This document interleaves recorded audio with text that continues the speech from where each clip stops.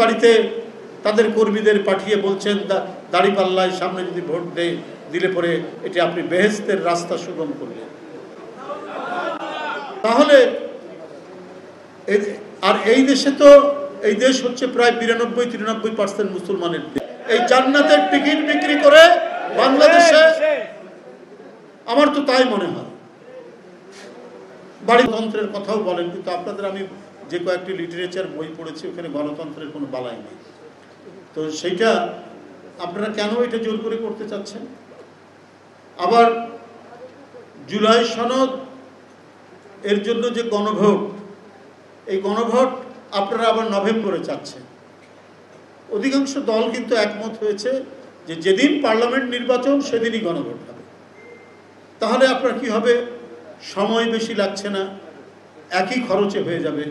আপনার যদি নভেম্বরে গণভোট করেন এইটার জন্য যে প্রস্তুতি, তাহলে আপনার জাতীয় নির্বাচন, সংসদ নির্বাচন, তার জন্য প্রস্তুতি, এটা তো এক ধরনের বিশৃঙ্খলা তৈরি হবে।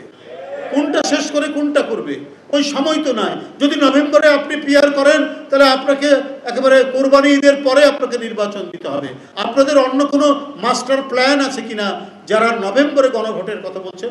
এটা অনেক আলাপ আলোচনা, অনেক যুক্তিতর্ক, অনেক বাদানুবাদ, অনেক আর্গুমেন্টের পরে জুলাই সনদের জায়গায় সবাই একটা ঐক্যমতে আসার করেছেন, একটা প্রচেষ্টা চালিয়েছে, ঐক্যমতে আসছেন।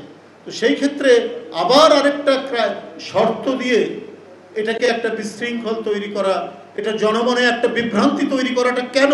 পরিমাপ করে কথা বলুন, যাতে বাংলাদেশের মানুষের মন থেকে আপনারা মুছে না যান। একবার আপনাদের কৃতকর্ম হয়তো মানুষ ভুলে না গেলেও কিছু মনে করছে না এখন।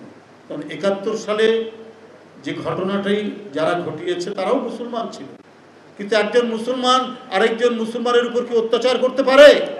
একজন মুসলমান আরেকজন মুসলমান মেয়েকে কি তার শ্লীলতাহানি করতে পারে? আর এইটাকে যারা সাপোর্ট করে তারা কি ভালো মানুষ? তো এই ধরনের অপরাধের অভিযোগ আপনাদের বিরুদ্ধে আছে। দলসহ কিছু রাজনৈতিক দল তারা বোধহয় কোনোভাবেই নির্বাচন চাচ্ছেন না, কারণ এদের অতীত ইতিহাসে নির্বাচন গণতন্ত্রের প্রশ্নে এদের কোনো কমিটমেন্টই নাই। এটা প্রমাণিত। এটা একটি রাজনৈতিক দল বলেই যে আমরা শুধু বলছি, বলার কথা ওই জন্য বলছি তা না। এর প্রমাণ ৮৬ সালে দেখেছেন না? সবাই বলল এরশাদের অধীনে নির্বাচনে যাব না, শেখ হাসিনা চলে গেলেন, তারপরেও সেই ইসলামী দলটি চলে গেলেন, বেগম জিয়া যাননি। যে কথা দিয়েছেন সেই কথা রেখেছেন।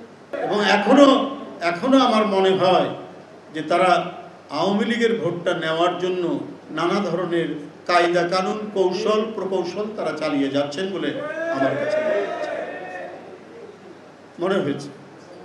এই জন্য নানা জায়গায় নানা দিকে দৌড়ঝাঁপ দিচ্ছেন এবং এই দৌড়ঝাঁপ সম্পর্কে এদেশের জনগণ সবাই ওয়াকিবহাল। আবার নতুন করে একটি রাজনৈতিক দল কোন ইসলাম প্রচার করবে, এবং তারা এমনভাবে প্রচার করছেন যেখানে বিভ্রান্তি আসছে, যেখানে আল্লাহর একাত্মবাদ, তৌহিদ, এই তৌহিদের জন্য এদেশের ইসলামে বিশ্বাসী মানুষ জীবন দিতে পারে, সেখানে আরেকটি কোনো ধারা আপনারা কি নিয়ে আসবেন